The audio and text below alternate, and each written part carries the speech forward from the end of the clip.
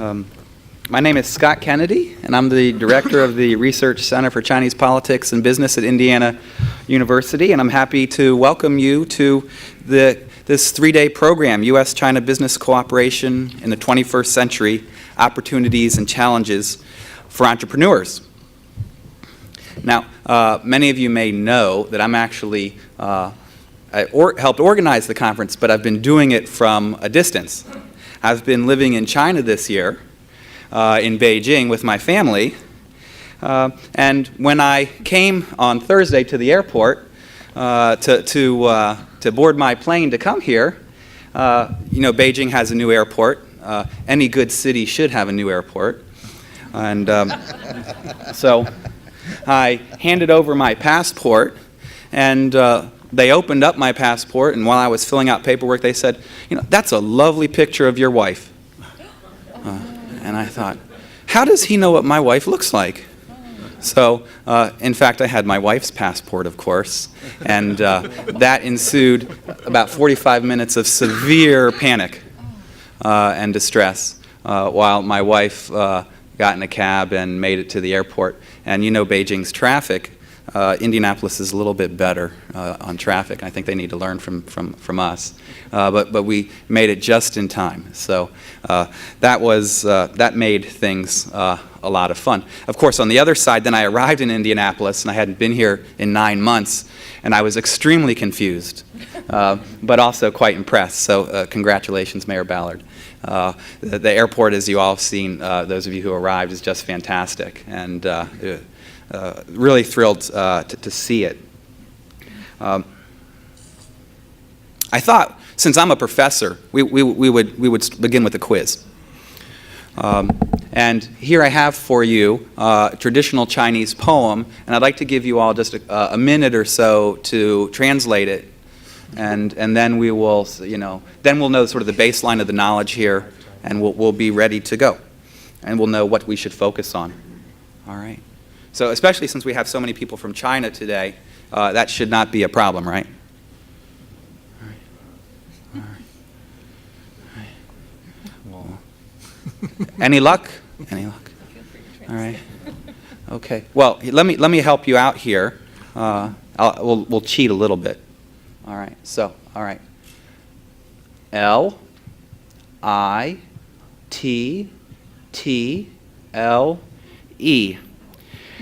That's little. B-O, that's bow.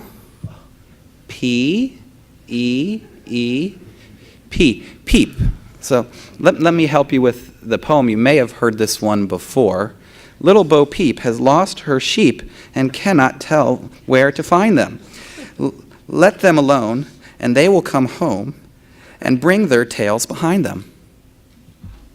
This is English, not Chinese, of course, by the artist Xu Bing, which is made in 2002. Now, I love to show this English poem because what we think is, it shows us that what we think is familiar isn't necessarily familiar, and what seems peculiar is understandable. There's a lot that Americans and Chinese can learn from each other, but it's not always what we originally expected. And I think that's particularly the case with entrepreneurs and business people. There's so much that we know, such diverse experiences, and the chances for learning and things we never thought we would learn are tremendous. And so that's one of the reasons I'm so excited about this conference. Now, there's two elements to today's conference, to this three-day program about entrepreneurship and U.S.-China business cooperation that I want to touch upon briefly and make a few remarks. And then I want to give our panelists, our very distinguished panelists, an opportunity to address you before we get started with the rest of the day's program. Now, entrepreneurship is something that may be hard for professors like myself to understand because professors have what Chinese call iron rice bowls. We have a very secure, easy life. Well, it's not that easy. I want to make sure that my boss here understands that we do work hard. But it's a different type of life than entrepreneurs. But I come from a family of entrepreneurs. My great-grandfather, my grandfather, my mom, my uncle, my sister, other relatives, all entrepreneurs. So I lived and breathed the life of entrepreneurs around me, which may be why I'm a professor. But they're all dreamers, all hard workers, all amazing people. Now, I mowed grass. I was a pool shark. I guess that's some type of entrepreneurship. I made lemonade. But I would immediately consume my profits, literally. So now the natural step then is when I became interested in China, is focusing on entrepreneurs. So, and I've met hundreds of entrepreneurs through my work looking at business lobbying and government business relations and policy making in China. And I'm really I'm fascinated by what motivates entrepreneurs, how they succeed, how they learn from failure, the lessons they have for societies, for countries, for all the big issues that go beyond just the specifics of how they do their job on a day-to-day basis.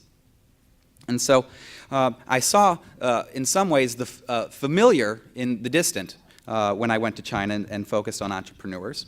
But I also saw things that were quite different than I had ever seen with my own family or the people that I grew up with. So, and one of the reasons, of course, is China's political context. It's a little bit different than the United States, of course. And as you know, Marx said, the wrong Marx. Karl Marx said that in an essay in 1848 that any firm that had more than 7 employees was considered exploitation and capitalists. Now, obviously, we have companies in China today with thousands and thousands of firms. We have many private entrepreneurs there with large companies, and you'll meet many of them over the next few days. But that type of ideological constraint, that one doesn't exist. But there are other constraints that Chinese business people face all the time that Americans would never even think of. And the ways that they adapt and learn and cope with that environment is amazing as what they do in just the ordinary business side of life. And so this is the first aspect of the conference, learning about the sources of success, the coping in various political and economic environments, of what entrepreneurs do on a daily basis in their work that we can admire. Now, there's a second context, which is U.S.-China relations and the global context. And we're all increasingly familiar with the rise of China. That's the first aspect of this broader context. And anyone who goes to China, and just about anywhere you go, whether it's coastal provinces or the interior, you see how dramatically China is changing. This is just a small building, well, not a small building. You'll see on the poster that we have in the logo for the conference, the building on the right, the Financial Trade Center in the middle in Shanghai, in Pudong. But there's another building behind it that's already come up, and they just broke ground in November for a building which will be the tallest building in the world. And China is just changing by leaps and bounds, of course. And that's an amazing context for the current era we live in. But there's another economic context as well, and that's the economic crisis that we're currently in. Regardless of where it started or why it started, it affects the entire planet and the economies of countries everywhere. Obviously, I was looking at my local paper, the HT, and found the story on the web as well. Numbers tell the story of areas manufacturing losses. And even before this crisis officially broke out, we've always, there's, parts of the U.S. economy have been struggling. Members of the group I play basketball with on Sundays, some of them worked at Otis Elevator in Bloomington, and now that's not in Bloomington anymore. That actually, a lot of that's moved to Mexico and even to China. So there's a lot of changes happening with our economies. But even the economic crisis is affecting China as well. 60 million job losses in China in the second half of 2008 in Guangdong, China's premier source of exports to much of the world. So regardless of sometimes our thinking about China as a competitor, the problem they face as dramatic problems and challenges as we do. And so this crisis is affecting all of us. Because it is, we have the opportunities to work together and cooperate to overcome this common problem. Now, the third economic context that I want to emphasize, and that I hope is emphasized throughout these 3 days, is how Indiana's economy has been adapting and changing over the last 20, 25 years. It's not the Indiana that I imagined before I moved to Indiana. And it's not the Indiana that maybe some of you imagine, having never been here. And hopefully through being here, through the presentations, you'll see how vibrant, energetic, and dynamic Indiana is, and why it is a good partner for Chinese businesses. And so I hope that these two aspects, by focusing on them, you'll see that this conference has both scholarly value and business value, that it serves both purposes. And this is really what the Research Center for Chinese Politics and Business is about, and what Indiana University is about building bridges between the worlds of academia, industry, the public policy, and other stakeholders. And we have a great group of scholars in the center, many of whom you'll meet over these next few days, and partners that we have in other universities around the United States and in China. And our goal is to speak not only to the American audience, but the Chinese audience as well. And that's one reason today's conference is being webcast all over the world right now. So there's people, hopefully, clicking on their mouse in Guangxi province, where one of our speakers is from, looking at all of us today. All right. Let me give you a quick roadmap. You have the programs, but let me just remind you. It's a pretty straightforward plan. After this opening, we'll hear from entrepreneurs themselves, and they'll talk about their successes, the challenges they faced, even the lessons they've learned from some of the failures which they've experienced. We'll then have a panel on the emerging opportunities in business cooperation with China, both in China and in the United States and elsewhere. Then talk about the challenges to cooperation, the economic, political, social, cultural challenges to greater cooperation, and then finally ways in which government and regional authorities can overcome these challenges. And then lastly, a presentation by Daniel Wright from Stonebridge International, who was also with us, the U.S.-China Strategic Economic Dialogue on U.S.-China relations.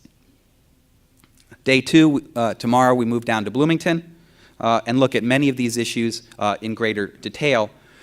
Tomorrow's presentations are based around conference papers, and if you just go to the conference's website, if you haven't already, you can download all of them. We wanted to save a few trees, and so we've had them online for you, and hopefully you can download them to your laptops or print them out on double-sided paper, but we didn't want to make 600 copies here. And so they're on the internet for you. Then on day 3 in Bloomington, there's the Entrepreneurship Law Clinic workshop that'll be held at the Moore School of Law in Bloomington, in which you can learn about this exciting program that IU offers to help train our law students, but also as a service to small and medium-sized firms in Indiana, and Zhejiang University's efforts to build similar type of program in China. And then lastly, there'll be an industry tour. We had overwhelming response from people wanting to visit companies in Indiana. And so we have 2 types of tours, one which will just visit Cook Pharmica, and then another group for those who have come from abroad and from outside Indiana to also visit Cummins in Columbus, and then up here in Indiana to the FedEx Express Hub. And if you came from the airport, you saw some of that on the way. When we're done with the conference, we'll take stock and then develop a parallel program for China next year. So we hope that all of you will give us your feedback, and please let us know if you want to be involved in this program as it involves next year in China and in future years. Now let me express my thanks to many people who have helped make today possible. All right. First of all, Indiana University and President McRobbie's office and the President himself have been deeply involved, and we're extremely grateful for your contributions in leading up to the conference and in coming today. We have a large number of partners that have put this on, many offices across the university in Bloomington and up here in Indianapolis, and this is really a group effort. And it could not have been done without the involvement of many people, the Vice Presidents of International Affairs, Patrick O'Meara and his staff, Sean Reynolds, and just so many people. I really can't express my thanks enough. The staff in my research center, in EALC, the other units. Also, today we also have the help of 16 interpreters, students, graduate students from China who study at IU, as well as faculty in the Confucius Institute up here at IUPUI. And if any of the interpreters are here today, if you could just raise your hand for a second. Okay, so you'll see them there. Thanks so much. Now, they have these green bows on the bottom of their badges, and they're helping individual people in the audience and as they give presentations, but they're here for everyone, all right? So if you're having coffee during a meal, if there's someone you want to talk to and their mother tongue is different than yours, grab politely an interpreter, and they'll be able to help you, okay? So we want to make this as interactive as humanly possible, and so we're really grateful for the interpreter's help, and we think this is better than everyone just having headsets and having some button to push, and this will make, this is how it's done in the Midwest, okay? I also want to thank Zhejiang University and President Yang Wei and everyone who's made the trip from Zhejiang in Hangzhou, Ding Jianmin, and all the faculty from the schools of economics, from law, and from management. I really appreciate you coming here and contributing to both your papers, the presentations, your energy, your enthusiasm. This obviously couldn't be done without you, and we're really extremely grateful for that. Also, let me say thank you to the sponsors that we have for this conference. As you know, this conference is free, and it's free because of the generous support of the sponsors that we have from China and the United States. From Cornerstone Information Systems down in Bloomington to Deheng Law Firm in Shandong Province. I really want to express my thanks to all of you. Let me particularly mention a few of the sponsors. Baker & Daniels is a sponsor of today's break service, the Indy Partnership for today's luncheon, and the American Chamber of Commerce in China for this evening's reception. All right. And finally, let me say thank you to all of the speakers who will be coming up here on stage and down in Bloomington over the next 3 days. Again, the knowledge and wisdom that you're willing to share is really unmatched, and I think we have just a tremendous group of people here today, and I really look forward to learning from all of you. Okay, before I turn to the speakers for this panel, just let me a couple housekeeping items. So the breaks will always be just outside this room today. Lunch is in, I believe it's called the Scholars Room, right? Yeah, Scholars Hall, right? And it's as far away from this room as possible in this complex, but people will guide you. It's a sort of catty corner. Just walk down past the elevators and the restaurant on the hotel side. But we'll direct you there at 11:45 for the luncheon. And we hope you can make that transition relatively quickly so we can have the keynote address by Mike Barbalis begin as soon as possible.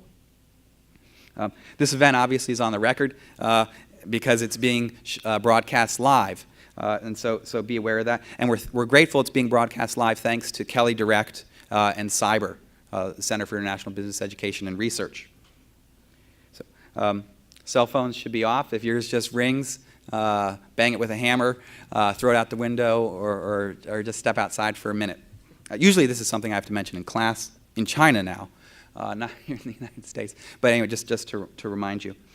And although I'm breaking the rule, we want to keep to the time limits as much as possible so that everyone has a chance to speak who's presenting, as well as extensive conversation and dialogue and Q&A freely as much as possible. This is something I think is sometimes the most important part of conferences. Okay. With that, let me turn to our very distinguished panel. We have 6 speakers on the panel this morning, and we've added a speaker, which I'll get to in just a few moments.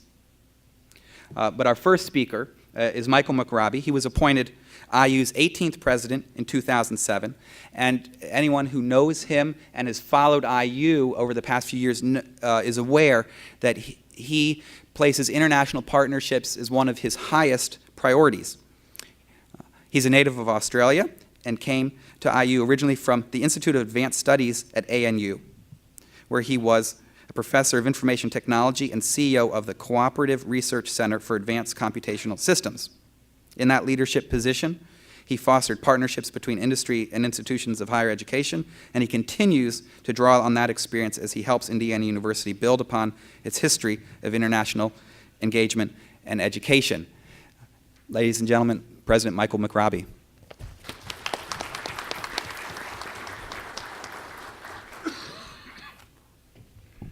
Thank you, Scott.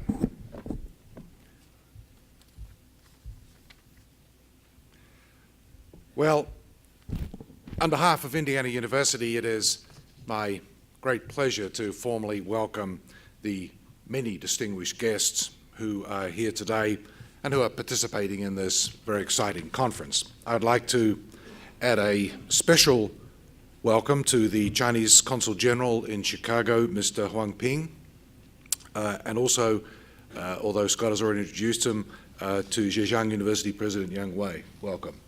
Also to Mayor Greg Ballard. Welcome, Mr. Mayor. And Columbus Mayor Fred Armstrong, who will be presenting later today. And in particular to all our distinguished guests and visitors from Zhejiang University and from China in general, welcome to Indiana University. It was a little over a year ago that I led an IU delegation to the really quite extraordinarily beautiful city of Hangzhou in China, where we participated in a research symposium at the Zhejiang University Science Park, which is a very impressive facility, one we would hope we could emulate here. I am proud to say that IU and Zhejiang University have had collaborative agreements dating back 25 years, which is our longest agreement with any university in China. This conference offers an unparalleled opportunity to extend that important partnership and to build upon the already strong relationship that exists between China and the state of Indiana. Indiana University has been laying the foundation for international research and education for many decades. Much of this foundation can be traced back to IU's legendary 11th president and the first university chancellor, Herman B. Wells, whose deep appreciation for the global community and its importance led him to initiate IU's concerted efforts to become an international force in higher education. Today, Indiana University offers over 70 world languages. This is perhaps the largest number taught at any single university in the United States. And it is home to 9 prestigious federally funded Title VI area study centers which focus on international studies in different regions of the globe, and these include 7 national resource centers which are focused on language training. And again, this is, I believe, the largest number of such centers at, or equal largest number of such centers at any university in the United States. Over 2,000 students at our campus in Bloomington studied abroad last year, and this was a 22% increase over the previous year. And we currently are home to across all our campuses in the university, over 6,000 international students, nearly 15% of whom are from China. Many decades ago, IU recognized the vital importance of global research and education, not only for the individual, but for society as well. An understanding of other cultures prepares students for the social, political, and economic changes that are taking place in the world around them. Likewise, a partnership among researchers around the world allows university faculty greater opportunity to answer increasingly complex questions about trade, energy, access to water resources, information technology, population movement, and many, many other areas that cross national and disciplinary boundaries. That understanding, engagement, and partnership with the world beyond the doorstep has become a practical necessity. Of course, engaging with that broader world is made more complicated by the considerable economic uncertainty that the whole world is currently facing. There is no better time for us to consider the challenges of international entrepreneurship than at this very moment. For some, times like these translate into scaled-back operations, but such is not the case for higher education, which we might consider to be a counter-cyclical industry. It certainly is the case in the United States. In other words, when times get hard, more people turn to higher education to strengthen their skills and improve their competitiveness in the workplace. The global nature of this economic downturn reinforces the vital importance of global literacy for students around the world. To say that Indiana University has been preparing for this moment for decades may be somewhat overstating the case. But to say that we have developed a systematic and strategic approach to international partnerships that leverages strengths and maximizes resources certainly is not. With the involvement of many individuals, departments, and schools across the whole of Indiana University, the university, through the Office of the Vice President for International Affairs, has developed recently a four-part approach to international education that includes the vital central areas of global faculty research, global education opportunities, institutional partnerships, and other institutional outreach efforts. These four elements form the basis of Indiana University's new International Strategic Plan, which I approved early last year. The global economic uncertainty we are currently facing pushes us towards even more strategic and innovative thinking in global education and research, maximizing our collective resources. Take, for instance, the notion of a virtual center for strategic languages. Such a center would draw upon two great strengths of Indiana University: our outstanding language instruction capabilities and our expertise in high-speed and high-performance computer networks, that is shown through such things as our management and operation of the Internet 2 network. Rather than investing in a bricks and mortar center with a partner university halfway around the world, we can transmit language instruction to a virtual center via existing computer networks, and our students can receive instruction in one of the few languages that Indiana University faculty do not teach. Utilizing existing resources more efficiently and more effectively is just one avenue towards international educational innovation. Another is philanthropic support, which serves as a pillar of American higher education, providing support even at times when state and federal funds are more restricted. You may know that recently we in fact increased the goal of our Present Endowment campaign on the Bloomington campus from $1 billion to $1.1 billion. At Indiana University, we're most fortunate and most grateful for a great benefactor who died just recently, the late Ed Hutton, whose gifts to Indiana University have enabled literally thousands of students to have life-changing experiences of studying abroad. Just the other day, an IU alumnus described how standing amid the ruins of the Acropolis made the works of Plato come alive for him. He also mentioned interviewing applicants for a microloan program in Ecuador and traveling to Honduras with the Timmy Foundation, a charitable medical organization. This is the breadth, depth, and power of international education. that we are all here today suggests the power of innovative international research and the transformation of the research environment in both China and the United States. This conference includes scholars from China and the US in a common extended research initiative. This kind of interaction was never seriously a possibility 10 to 20 years ago and is still uncommon. This conference involves scholars from across disciplines, a rarity in Chinese and US institutions due to specializations. We are fortunate at Indiana University that barriers between disciplines, schools, and campuses are low, and we take seriously multidisciplinary research and teaching.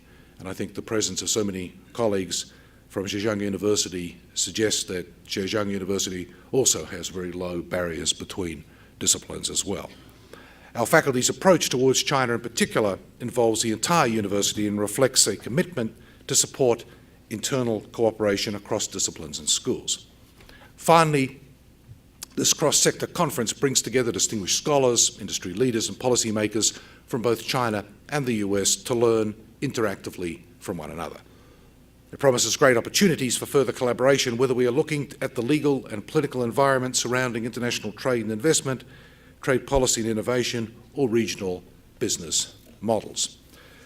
So, again, on behalf of Indiana University, let me just welcome all of you here to what I'm sure is going to be a marvelous 3 days of study and a marvelous conference. Thank you all very much.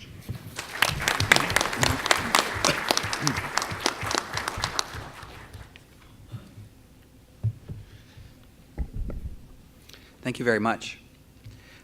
Our next speaker comes from my second hometown. President Yang Wei was born in Beijing. 那是我的第二家乡, right?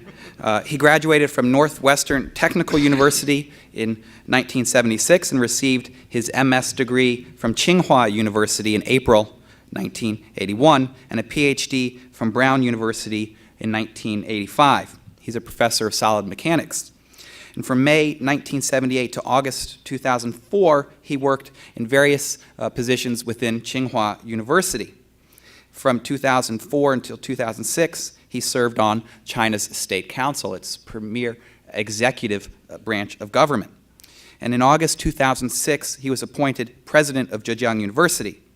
He is also a member of China's Academy of Sciences and a member of the Third World Academy of Sciences.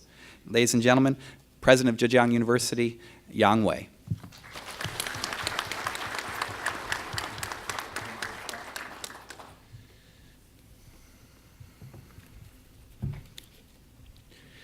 So it's very interesting to notice that the speaking orders in here is from the one which is most close to the microphone, then to that direction, which is quite different from what is in China, which is typically start from the center, then to the side, or start from the side, then to the center.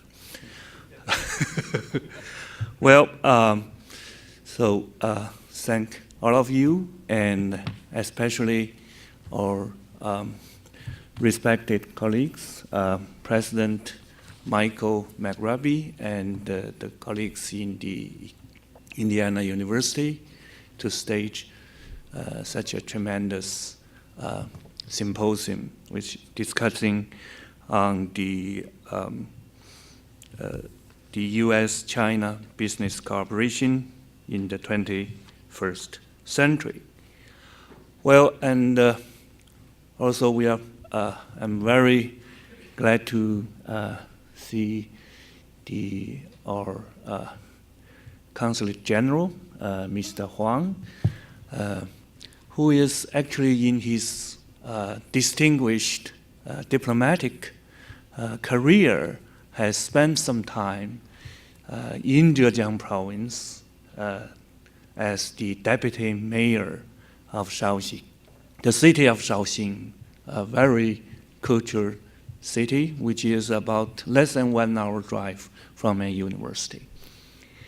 And also, thank you for the attention of this conference. Mr. Ballard, the mayor of Indianapolis, and we all appreciate your dynamic and vibrant city, and this looks is booming, okay? And my respected colleagues of Indiana University and my fellow colleagues of Zhejiang University. Now we have many of us presenting at this meeting. And ladies and gentlemen, first, I would like to take this opportunity to congratulate the successful opening of the U.S.-China Business Cooperation in 21st century and its first day activity on expanding the U.S.-Chinese business cooperation in the current economic climate. As everyone is aware of, the world economy is facing the deepest financial and economic crisis since the Great Depression, which is 80 years ago. The impact of this financial economic crisis is global and is still in the diffusion stage, transmitted among various economic sectors from finance to real estate to trade and to manufacturing. And geographically, it spread from to many places in the world, America, Europe, and Asia. And a similar diffusion process also occurred in China, and economically, from import-export to manufacturing, then to real estate, and will eventually back to finance. And geographically is from the east coast of China, where the province Zhejiang is situated, and then diffused to the north and to the west interior of China. Along with Guangdong, we just mentioned, Zhejiang is among the provinces in China that were hit the first and the most severe in China. Dependency of Zhejiang manufacturing on import-export, the whole economy of the province has 50% of its value is dependent on import-export, along with the sensitivities to the issues of interest rate, energy price, and the currency exchange rate, make Zhejiang vulnerable to the financial economic crisis. The initial sign of the crisis appeared even in the beginning of the 2008, when most part of China was enjoying high-speed growth.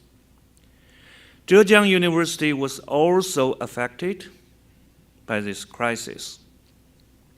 In Chinese, the word of crisis means both the threats and the opportunities. The threats we encountered came from 5 aspects. First, the reduction of enterprise funding by 10% last year. Second, downsize in donations and endowment profits. Third, stalemate in training and continued education programs. 4, the declination of real estate leading to low expectation of any land or property transfer of university. And 5 is the lowered expectation for graduate employment. The opportunity we enjoyed are coming from 4 aspects. One is the large increase in national research grants. So we're very happy last year we have 60% increase in national grants from Zhejiang University. Second is the prosperity in hospital revenues. As everyone sees, in hospital, nothing happens. Which, same in China. Last year we have more than 20% increase in revenue, even larger increase in profit. And 3 is the reduced construction cost, which is about 20% less for us to build if we want to build a new campus. And 4 is the national policy change on hiring graduates by research grants. So that make available of about 1,300 new jobs on research assistant in Zhejiang University, which we can pay by the government grants, which is not possible before. Ladies and gentlemen, the financial economic crisis is global and require a global solution. All of you understand the importance of US-China cooperation in handling this crisis, like my colleague, President McRobbie just mentioned. In the year 2007, United States and China contributed to more than 50% of the economic growth of the world. Our two great nations are two engines across the Pacific for the world recovery from the current economic climate. Growing cooperation of our two countries has been strengthened in the past years. In China, the annual trade with US has increased from the 2.4 billions 30 years ago to over 300 billions last year. That is a 120-fold increase in 30 years. The US investment in China now amounted to almost 60 billions in about 56,000 projects and companies. China recently established 1,200 companies in the US and invest in large amount of the US Treasury bonds. Two countries are complementary in economy, and the machinery operates well in the technology, manufacturing, consuming cycles between us. We have a shared responsibility and a win-win perspective in fighting the current financial economic crisis.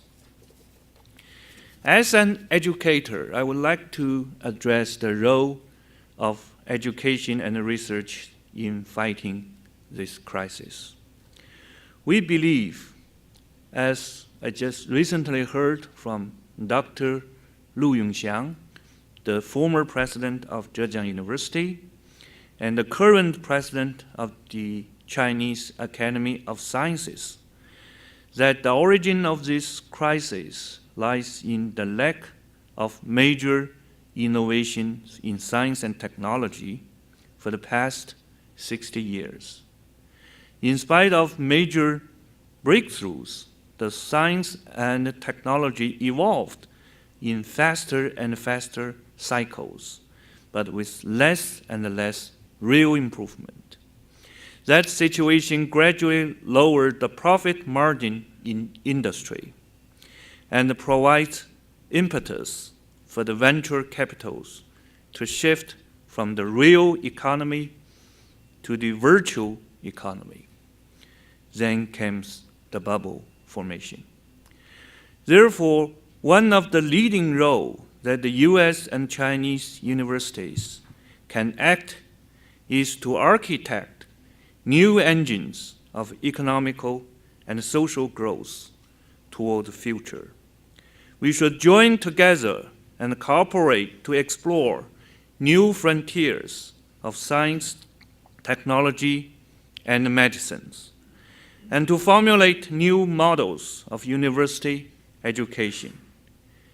The latter should encompass broader knowledge access, channel deeper professional schemes, and encourage interdisciplinary studies. Promising possibilities include the combined majors with entrepreneurship, as will be extensively discussed here and also will be in Zhejiang University next month. in the April Business School Dean meeting, and the creation of new learning common for the society. Needless to say, all these explorations encourage a broader theme on international cooperation. The dynamic growth of research universities in China can be characterized in 3 stages. The first stage is what we call the resource-driven process in the past, with the accomplishment of global visibility.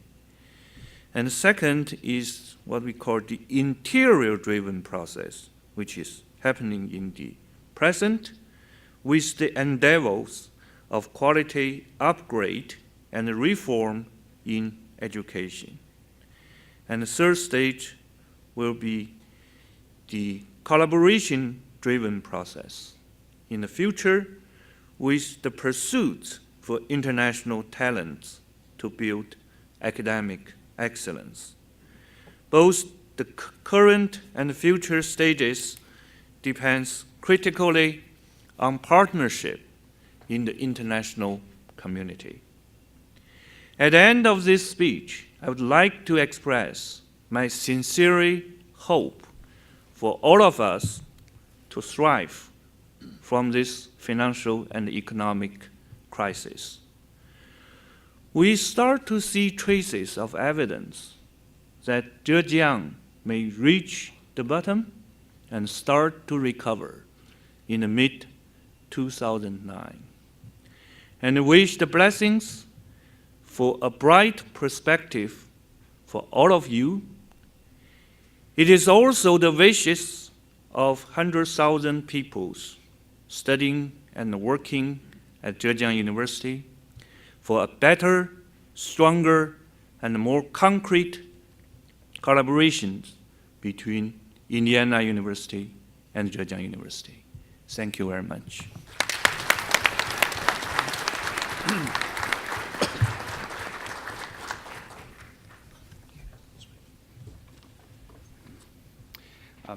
Thank you. We're going to slightly modify the order of the presentations right now. No, that was terrific. No, but we're going to modify them a lot because the mayor has another engagement that he has to get to soon. Gregory Ballard was elected the 48th mayor of Indianapolis in November 2007. He's a native Hoosier, has a degree in economics from Indiana University. He entered the Marine Corps, and during the time in the Marines, he served in the Persian Gulf War. He worked for several years as North American Operations Manager for Bayer in Indianapolis. He is also author of The Ballard Rules, Small Unit Leadership. Ladies and gentlemen, Indianapolis Mayor Gregory Ballard.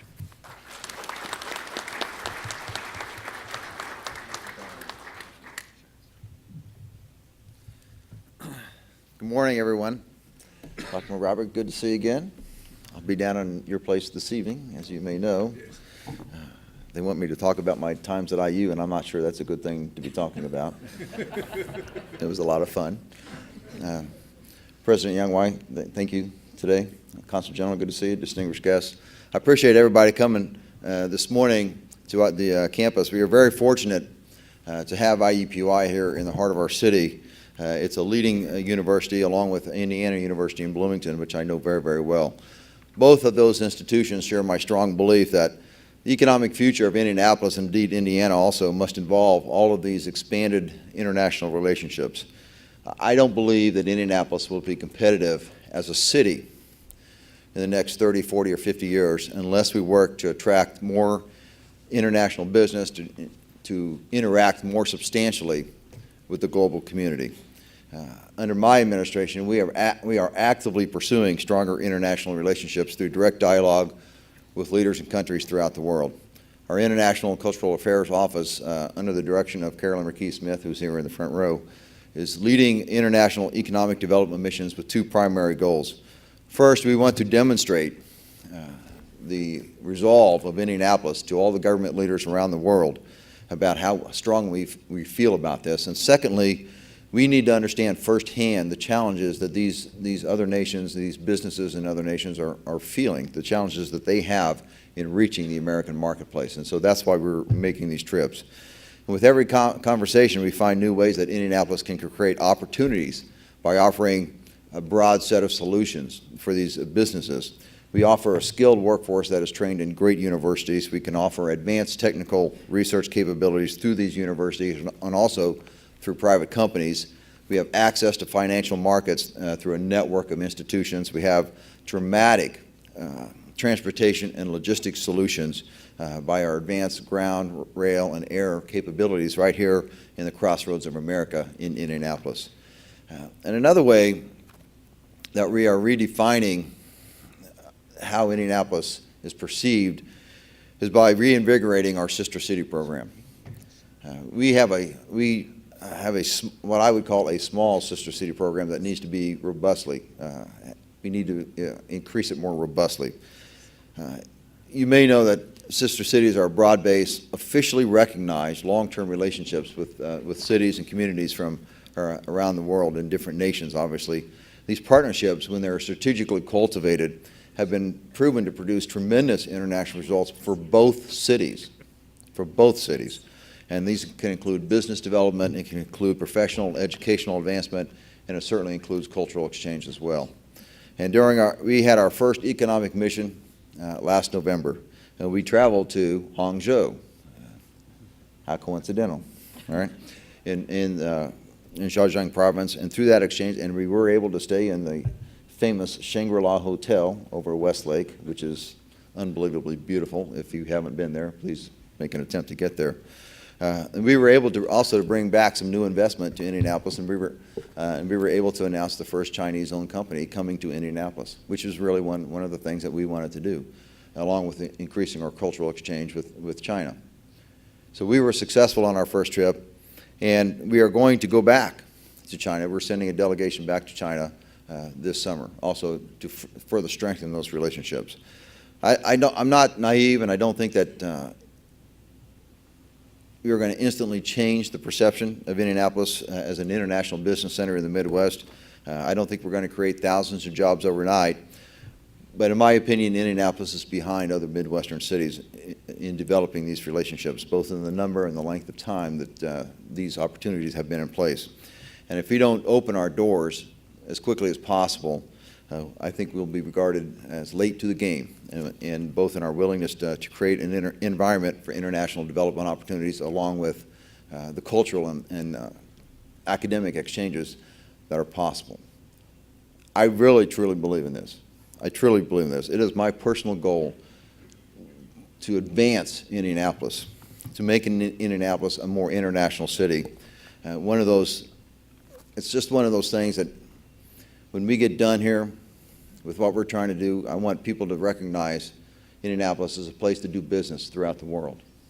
I think that's one of the key legacies we can leave this city before I end my run as mayor, is that to create those relationships throughout the world, where a young man or a young woman in any nation, in Japan, in China, in Brazil, which we're going to in May, anywhere in Europe, can say, Indianapolis, that's an international city. I will feel comfortable there.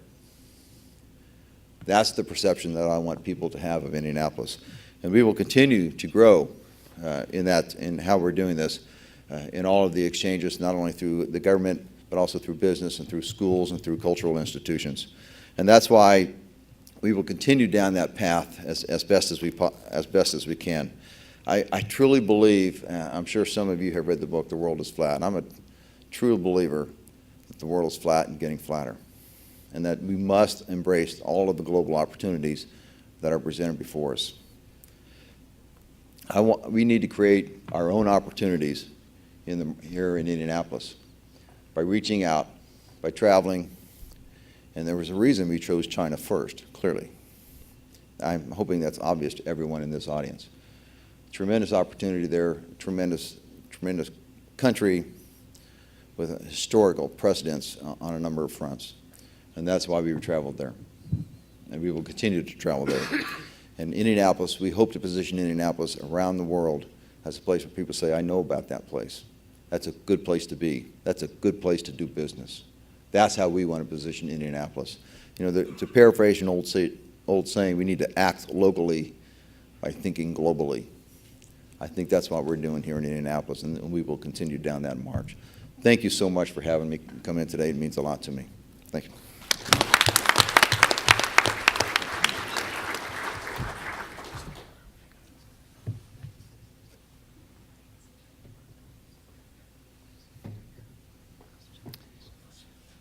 Thank you so much, Mayor Ballard. Our next speaker is Barb Flynn. She's the Richard M. and Mira Louise Buskirk Professor of Manufacturing Management in the Kelley School of Business and Director of the Center for International Business Education and Research, also in the Kelley School. She is one of the world's leading authorities on international manufacturing, supply chains, quality management, operation strategy, and global competitiveness. And it's my honor to be a partner with Cyber and Barb in this program. Barb Flynn.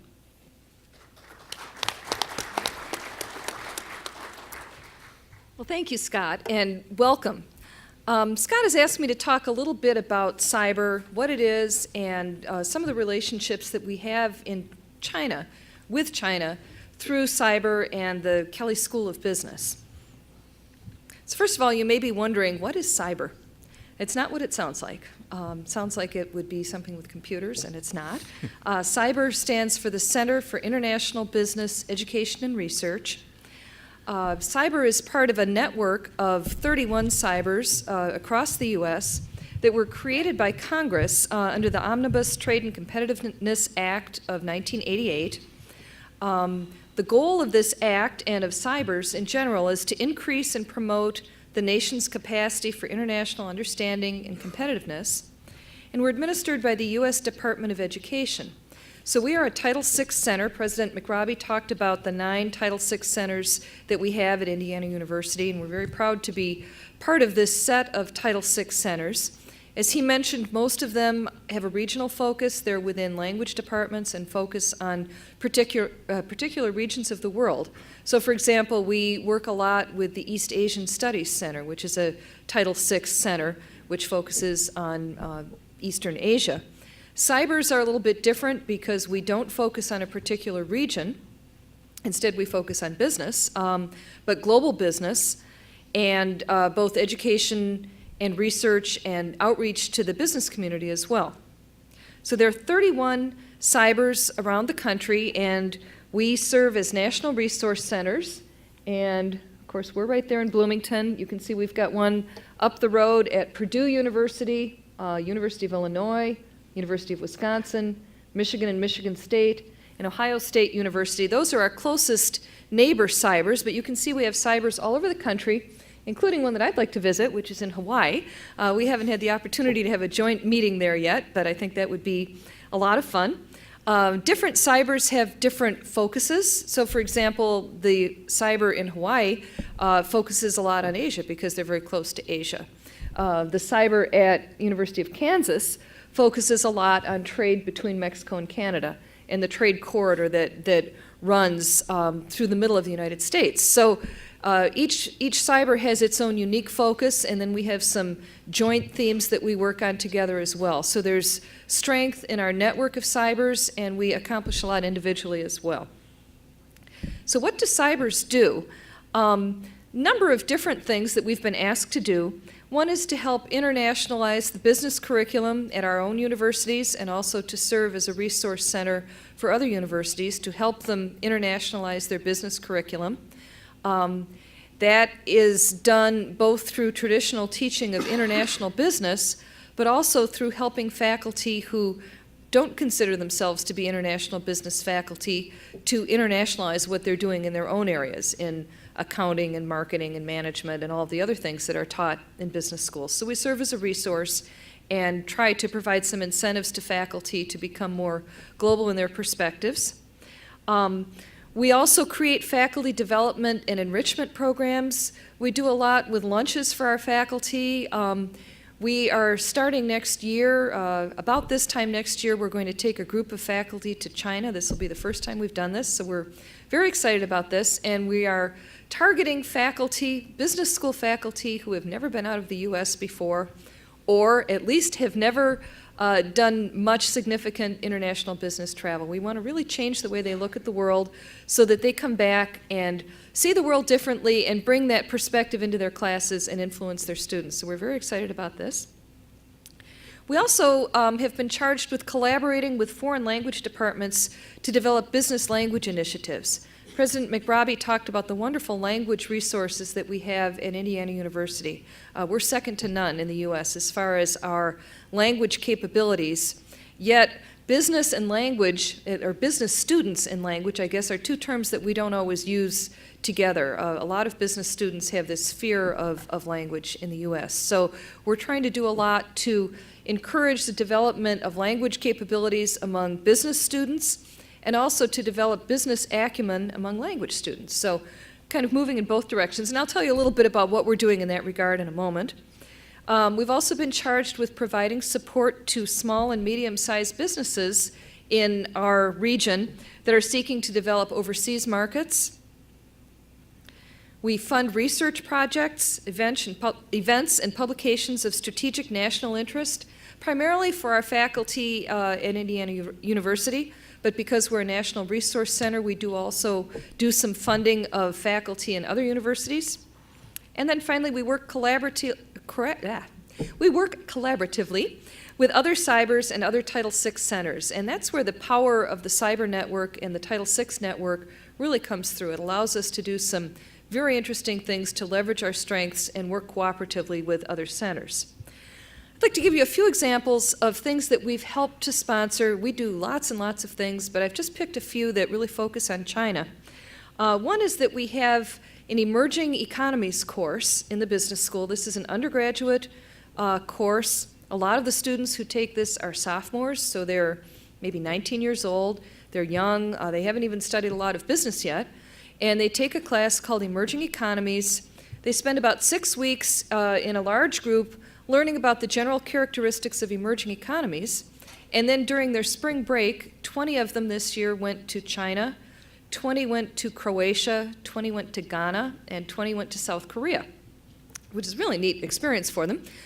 Visited some businesses, learned about culture, and now they're back sharing with the rest of the class what they learned and doing some projects to put it all together. Now, of course, we don't offer this class because we don't offer classes, but we do a lot to help support the class. So again, 80 undergraduate business students. One of the primary things that we do with this class is we provide scholarships to 10 of those students. The scholarships go to students who've never been outside of the U.S. before. So you can imagine what a thrill it is for them. Some of them have never been on a plane before. To get on a plane for the first time and end up in Beijing. Very thrilling for them. I traveled with the students last year, and it was so much fun to discover other parts of the world through their eyes. Wonderful experience. So again, the focus of this course is to understand emerging economies and their impact on U.S. businesses. And you can see we've got a group of students here that was in China. Their trip this year included 10 days in Hangzhou and Shanghai. And I have a quote here from one of our students just to give you an idea of what the experience was like for them.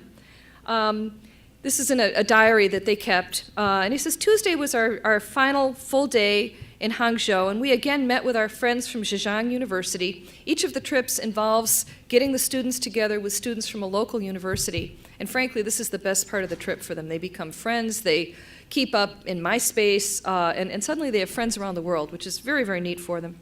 To view the beverage company, which commands a 20% market share of the bottled beverage industry in China. They produce a wide variety of drinks, from teas to milk-infused drinks. This was a great opportunity to see the production line and made all of our internal accounting classes seem justified. So you can see how this kind of makes global business come alive for the students. So we're very proud of the support that we provide to this course.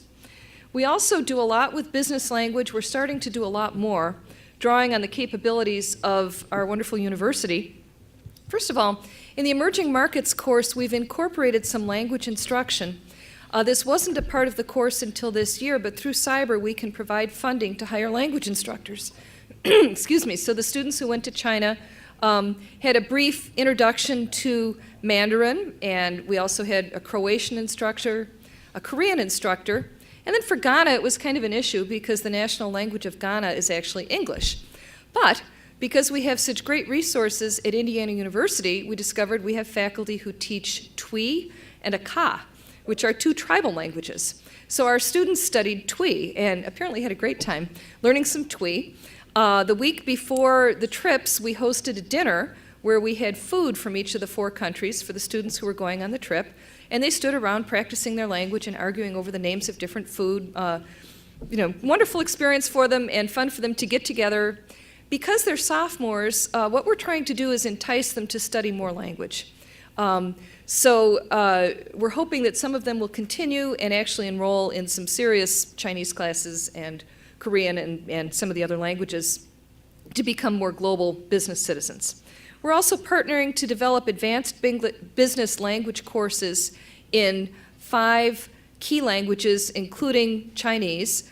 These will be targeted at advanced language students, as well as heritage and native speakers who are already in the business school. So we have a number of native Chinese students in the business school. We also have a number of students who grew up in the U.S. whose parents are Chinese, and they grew up speaking Chinese at home, so to teach them some business language. And then for faculty, we do some technology-enhanced individual instruction in Chinese, and you can see the little lessons that we have there. That's actually from Rosetta Stone. We've purchased a number of Rosetta Stone kits that faculty can check out pretty much in whatever language they want. And we help set up faculty for individual language tutoring. In terms of business outreach, we offer conferences and monthly lunches for the business community in Indianapolis. I've just highlighted a couple of them here, but we have many interesting lunches and conferences that we've done. On March 9th, we hosted David Shin, who was the former ambassador to Ethiopia and Burkina Faso, and he spoke about the role of China throughout Africa at a very interesting lunch. And a few days before that, we co-sponsored a research symposium on China in Africa, which was held in Bloomington. We co-sponsored that with African Studies Center and the East Asian Studies Center, which are 2 other Title VI centers in Bloomington. Very interesting symposium. And on March 30th, we helped sponsor a conference with the Confucius Center here in Indianapolis on establishing and managing your supply chain in China. So we like to do a lot of these types of activities for the business community. And then we also fund faculty and PhD student research on a variety of international topics. Because we're particularly interested in emerging economies, we try to bribe our faculty by offering them an added bonus if they do research related to emerging economies. So we've had some very interesting emerging economies research, and I've highlighted a few of them. One is Marjorie Lyles and Don Lee did some research on outward foreign direct investment of Chinese firms, and they'll be presenting this tomorrow in Bloomington. John Nee is a PhD student, and what he looked at was how U.S. and companies in other parts of the world would assess suppliers in China. So the role of third-party supplier assessment, which is especially relevant in light of the recent recalls in China. So very interesting project that he's working on. And then Mohan Tetakanda is looking at a case study of a life sciences startup that's involved in global supply chain, and he'll be traveling to China for part of what he's doing with that project. And then finally, we are in the process of working on 2 books that will be published in 2010. The first is called Managing Global Supply Chain Relationships, Operations, Strategies, and Practices. This is a research-based book, and we have researchers from all over the world contributing chapters to this book, and we have a number of chapters that focus on China. The second book focuses specifically on China. We're working on this with our research partners in China and Hong Kong at Chinese University of Hong Kong and Fudan University in China, looking at the product recalls and establishment of global supply chain quality. Should be a very interesting book, and Shanda Zhao from Chinese University of Hong Kong and I will be talking about this project a little bit tomorrow in the symposium in Bloomington. So I guess we've talked about a lot of diverse activities that we do at Cyber, but our underlying theme is really changing lives. That may sound a little corny, but it's something that we believe in very strongly. We're trying to change the lives of our students through helping support interesting courses, language instruction, and short-term study abroad so that they'll become better global citizens. We're trying to change the lives of our faculty, particularly faculty who've never thought about doing international research or traveling abroad. By exposing them to these opportunities, then they bring what they learned back to the classroom and influence a huge number of students. And the business community through what we've been doing with our lunch programs and conferences. And through doing all of this, again, we are helping to increase and promote the nation's capacity for international understanding and competitiveness. Thank you very much.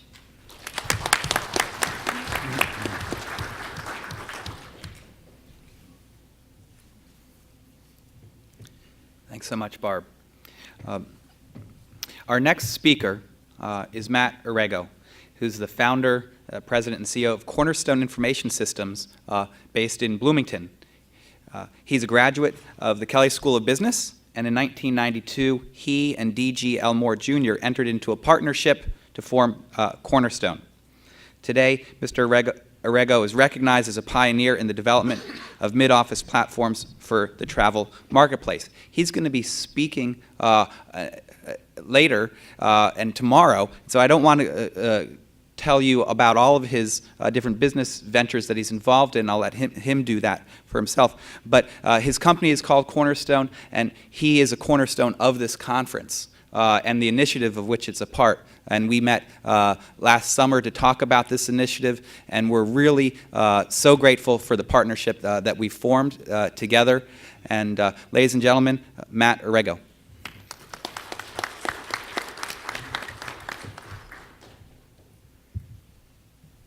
Thank you, Scott. Scott asked me to come here and talk to you a little bit about entrepreneurship, and that's a big topic. So I thought I'd share a little bit about my story. I have been an entrepreneur now for 16 years. Prior to that, I was an entrepreneur in training. Started my training at Indiana University at the Kelley School of Business. One of the first lessons was taught by my father about entrepreneurship, which was, and he was a professor at Indiana University. He was a professor at the School of Music, and he said, "Well, look, son, you want to go out and be a business person and own your own business." He said, I've got a great deal for you. I get a discount being a professor here at IU. Okay, and so you want to learn about business, he says, I'll give you that discount, apply it to your tuition, and then, the other half you have to go out and pay for yourself. And I said, well, what's that going to teach me? And he says, well, any business you start has to, you have to start, being very frugal, and you have to learn how to pay for things yourself. So first thing you learn, I learned was, you get out of school and you have no debt. So that's a wonderful thing. So that was the first thing I learned. And the next thing I learned, and when I graduated in '85, was, nothing really about being an entrepreneur yet. I mean, I learned about business at the Kelley School of Business and learned about what, some of the fundamentals and the technical aspects of business. And entrepreneurship back then was sort of a new thing back, in '85s and in the '80s, and just starting to emerge as a word in business schools and something that now is taught, at Indiana University and at many schools. So I said, well, the first thing I need to know is, I need to go out and learn, how to work, and get a job. And the first thing you learn, the second lesson that I learned there was that the first thing an entrepreneur learns is that, he's really not good working for other people.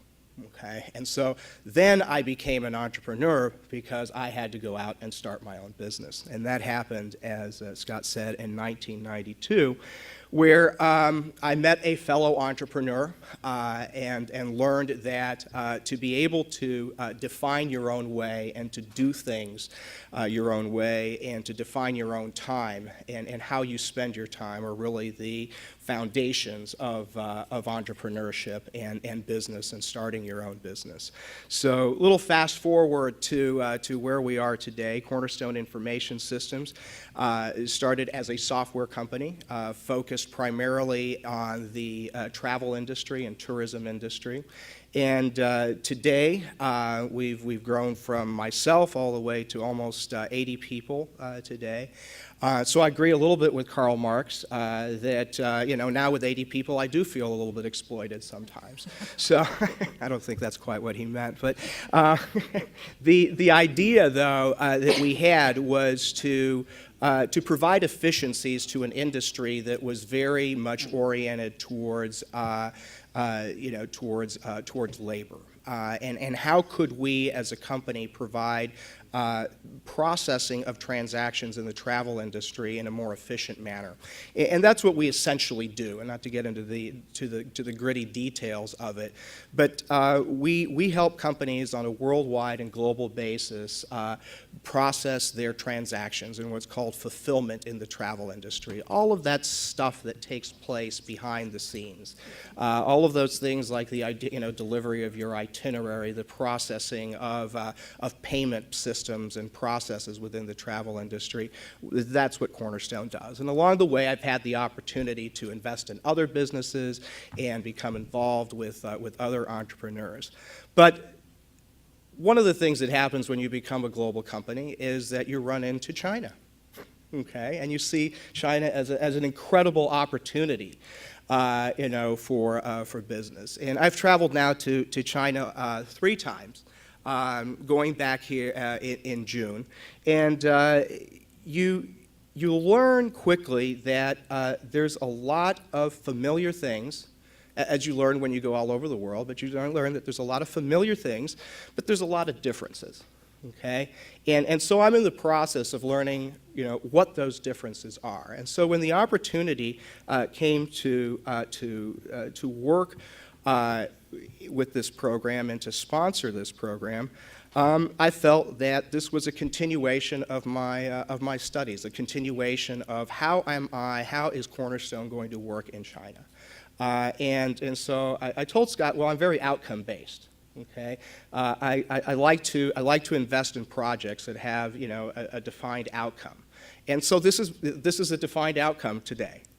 This is something that is part of my continuing education from Indiana University, and so I'm so happy to be here, to have sponsored this. Looking forward to meeting with many of you and getting to know you, and to continue my education as to what is going to be our way in China, and what is going to be how we work with fellow Chinese entrepreneurs and fellow companies that are in the travel and tourism industry in China. So thank you, and I look forward to speaking with each of you.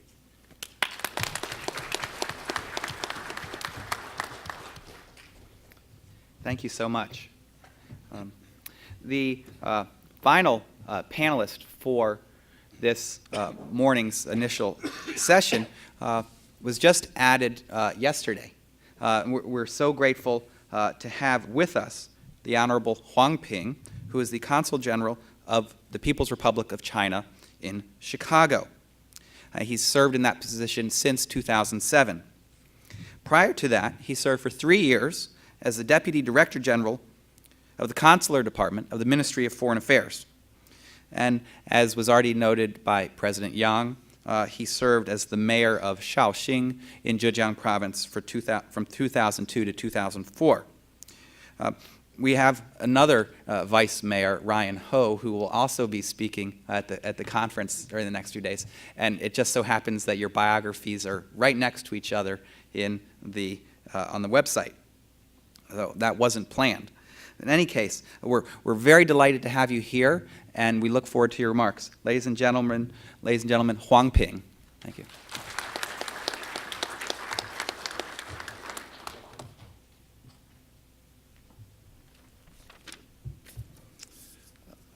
President Michael McRobbie, President Yang Wei, distinguished guests, ladies and gentlemen, good morning.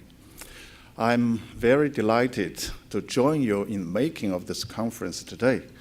And I'm very grateful to Indiana University and Scott Kelley for inviting me to share a few words with you. Scott just mentioned that I added my name to this conference only yesterday. I didn't mean to be rude, but I just came back from Colorado, and I'm planning a trip to Wisconsin. Those are two very important trips for me. But of course, this conference is also very important to me. This evening, I'm going to host a reception for Chicago Symphony in my consulate. They went to China to give wonderful performances. They have come back and want to share their points of view about China with me tonight. So I just rushed to Indianapolis, and after this, I'm going to rush back. But as I said, this conference is very important to me because this conference connects me in three very important ways. The first reason is, as President Yang Wei have mentioned, this is a personal feeling for Zhejiang, for the University of Zhejiang, and for my colleagues in Zhejiang, and for my feeling towards Zhejiang. I was very fortunate to have this chance to be assigned to Shaoxing as a deputy mayor.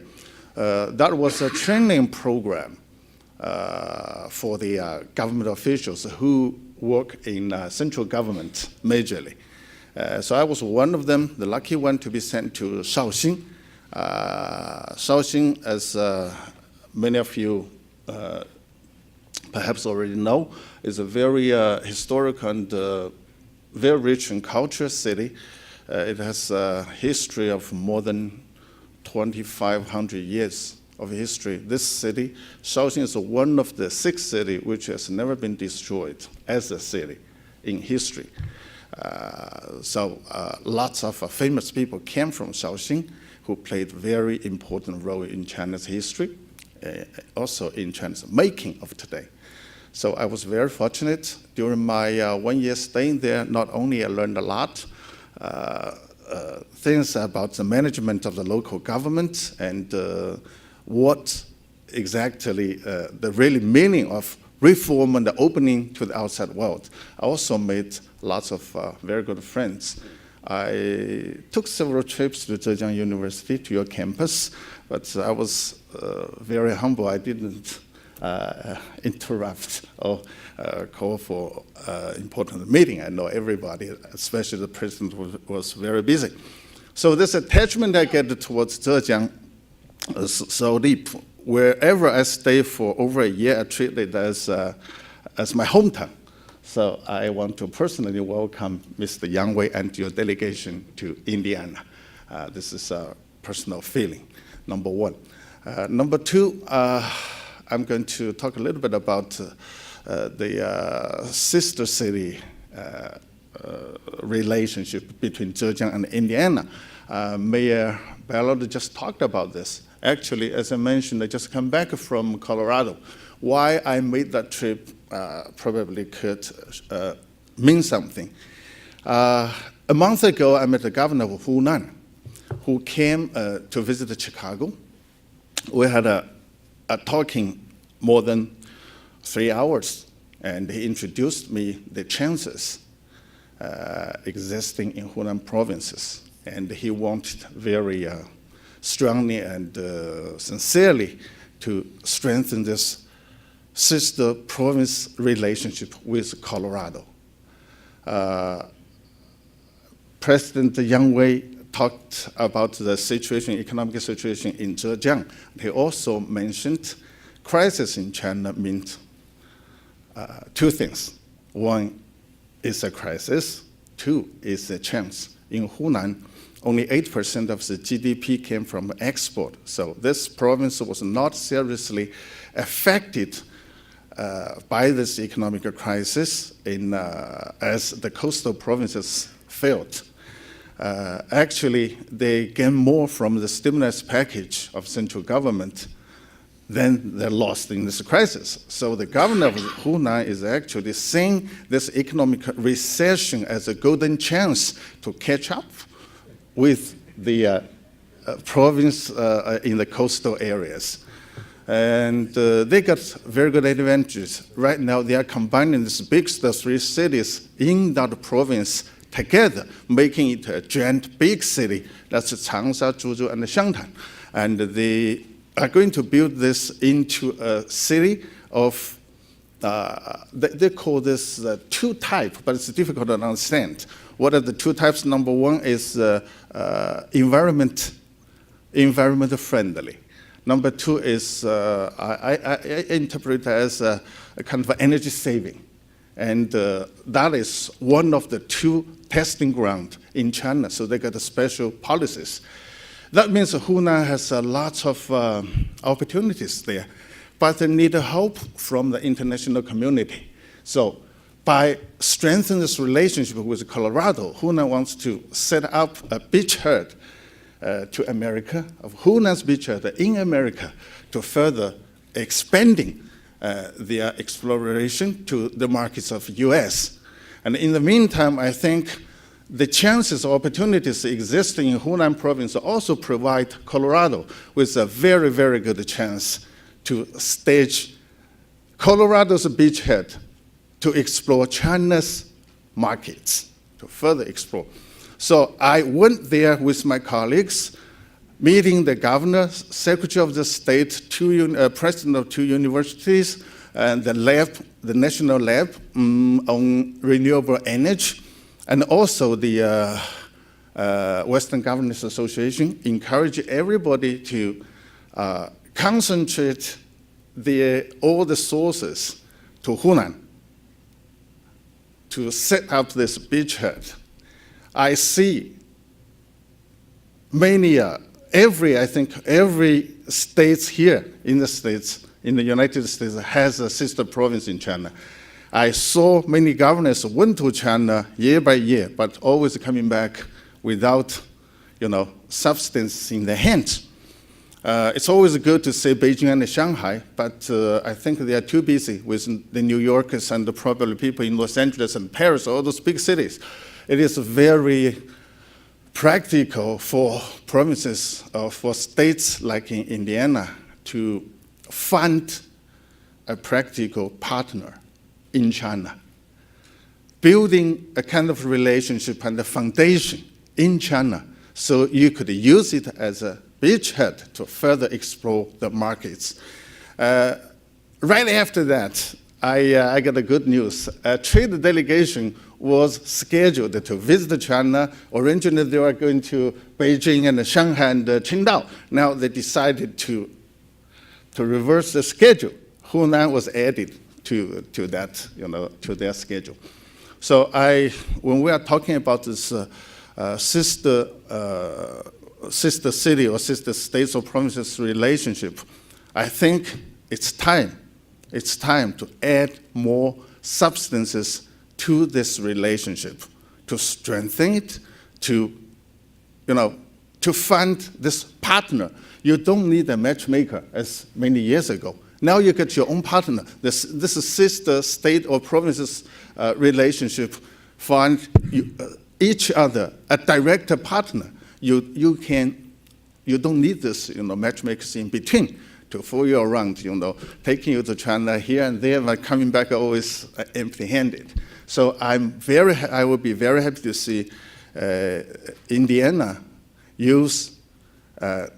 make best use of its relationship with Zhejiang. I think Indiana is very fortunate in two ways. Number one, Zhejiang is one of the most richest province in China. People are very creative and very brave. They did something before the central government allowed them to do. That's why they were always, a few steps ahead. They have this courage to test the new things. That's why they are so advanced ahead. I think, Indiana could make best use of the relationship with Zhejiang. As President Jiang Wei just pointed out, we have already seen the traces of recovery coming back to Zhejiang, and I think it will come very, very soon. And also, Indianapolis has a combination with the sister city relationship with Hangzhou. Hangzhou is the capital city of Zhejiang, so these two just putting together, not like Colorado. Colorado is a sister province of Hunan province, but Denver is a sister city of Kunming, which is far away from, from Hunan. And Boulder, one of the most important, city near Denver, has a sister city in Lhasa, which is, always separated. So, but here you can combine these two together. I was very happy to hear that Mayor Ballard went to Hangzhou and coming back with something, with a Chinese investment coming back. Zhejiang is very rich in this. I mentioned the business Wanxiang. I don't know if you heard about this. Wanxiang America has a business in Elgin, in the suburb of Chicago. They already opened 15 manufacturing factory all around America, and they hired more than 4,000 local employees. Recently, they just set up a manufacturing factory in Rockford, which is also not very far from Chicago, making solar panel. That's a new energy panel. It goes quite in line with this global green issue. So it's very good. I think Wanxiang has a very bright future. But Wanxiang's headquarters is in Shaoxing, which is very close to Hangzhou. And the president of Wanxiang America is a daughter-in-law, happened to be the daughter-in-law of President Lu Guanqiu. I have a very good relationship with him. Actually, I want, one thing is people just don't know much about Middle West, and the Middle West people don't know much about China. So what we need to do is to do the promotion. We do the promotion to let more people in China know here, and making people here to know more things about China. In this way, we could attract more businessmen and many others, to come to Indiana and set Indiana as a further development center. My third point is China-U.S. Very important countries, a bilateral relationship has to go far beyond just the bilateral relations. By joining hands, we are solving international issues, lots of global issues, problems together. So, national relationship is based on a solid mutual interest. The wider and the deep of the common interest, the solid foundation this relationship could be based. So, ladies and gentlemen, let's join hands to create more chances to make our mutual interest deeper and wider. Thank you very much.